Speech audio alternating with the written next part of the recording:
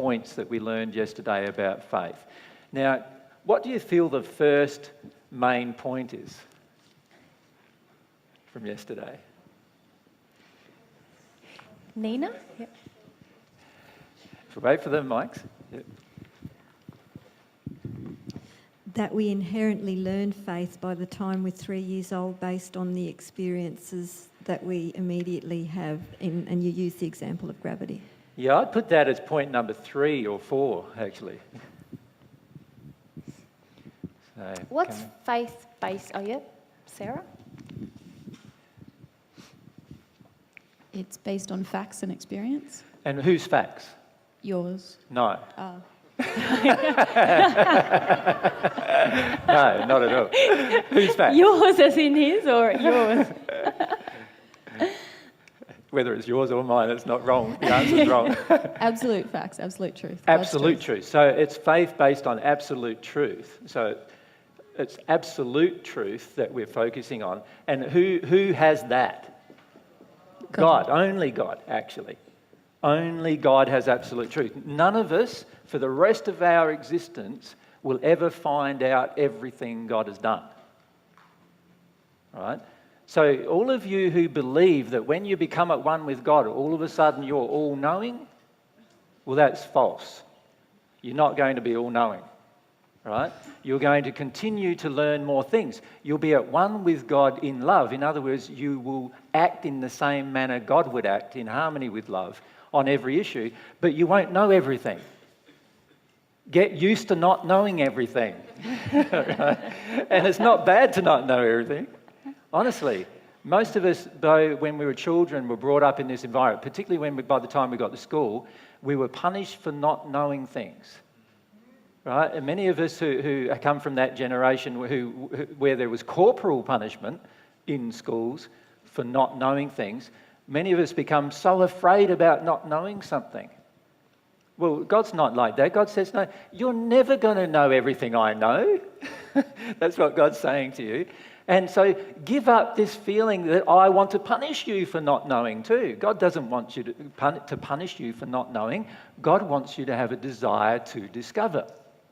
Right? And what we're trying to do is discover the absolute truth, but the absolute truth is God's domain, and faith is based on absolute truth, not your personal opinion, not your personal belief, not your wishful thinking, not your hopeful thinking. It's actually based on truth.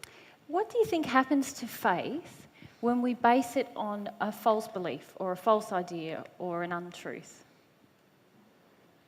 What's going to happen to that what's going to happen to our belief? So what Mary's saying is, if you put a faith in something that ends up not being God's truth, what finishes up happening? Like, my parents are all-knowing. When I'm 3, I might put faith in that. What happens to that faith eventually? Lorleen had her hand up. Yeah. I become disillusioned. Well, no, it's even worse than that, actually. I get angry. No, I'm not talking about your personal emotional experience. What I'm saying is, what happens to the belief? What happens to the faith, the thing? If you pass the mic Back behind? to Glenda, yeah. I think it becomes arrogance. Well, it does, but it even gets worse than that. And it's not an emotion that I'm asking for here, by the way. It's something else. Cess, maybe, at the back? Right up the back there. Cecily? Yeah. You lose your faith. Of course, it disappears, it dies. Anything, you see, the entire of God's universe is created around truth, which is related to God. So if you have faith in something that's not a part of this universal truth, sooner or later it's going to disappear, it's going to die. What can you expect? Of course, all of God's laws are totally oriented around killing it. For your own good. For your own good, right? So having faith in something that is false is pointless. And in fact, all of God's laws of the universe are governed to try to destroy that kind of faith. God wants that faith gone. It's not even in harmony with the universe. It's not in harmony with the object of your own creation. So any faith that you have that is based on false beliefs or false opinions, that it is just going to die.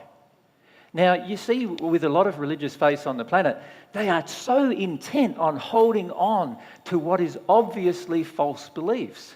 So let's look at one of them. The false belief that there is a chosen race or a chosen religion. Like, it makes no logical sense. It makes no reasonable sense. It also makes no emotional sense, because it means that God would have favourites and play favourites, right? And so sooner or later, that idea or concept is going to have to die. It doesn't matter whether it's in the Bible or the Quran or any other book, it has to die sooner or later, because it's not a part of the truth of God's universe.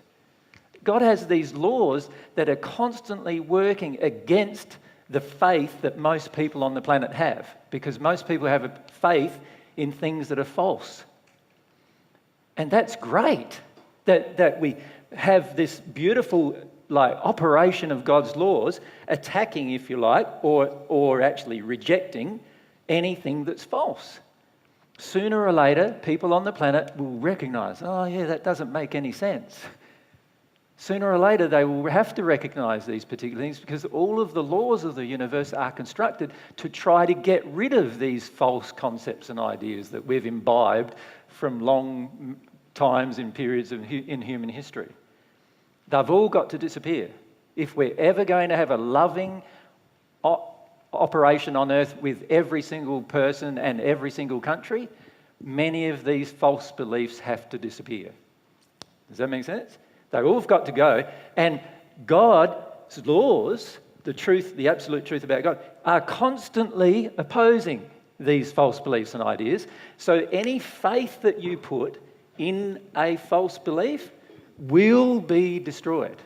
Now, if you feel disillusioned, as you mentioned, Lily, feel disillusioned. But at the end of the day, it needs to go anyway, right? Every false idea you have from God's perspective needs to go. And you need to let yourself feel whatever emotion you feel. If you feel disillusioned, but let it go. If you feel angry about having been taught something that was false for many years, let that go. If you feel sad about having been taught something false for many years, let that go too. Can you see how when we hold on to those emotions, it's almost like we want to stay out here? We want to hold on to the error that it's a bad thing, that what we had faith in proved to be not true. We want to hold on to the fact that that was wrong, when really, just as was just pointed out to you, it's a good thing. It's a good thing that you were brought the truth that, hey, that belief's not going to serve you. There's a better one that is actually based in truth. And it's not only that it's not going to serve you, it's not going to serve all of anything. humanity. Yeah. Any faith that's false will resort to violence in order to try to keep itself in play. Right? Can you relate to that? Things that you've had faith in the past and you've been willing to get angry about, willing to defend. And perhaps even feeling like you want to punch someone in the nose about, and in fact, whole wars historically have been caused by this.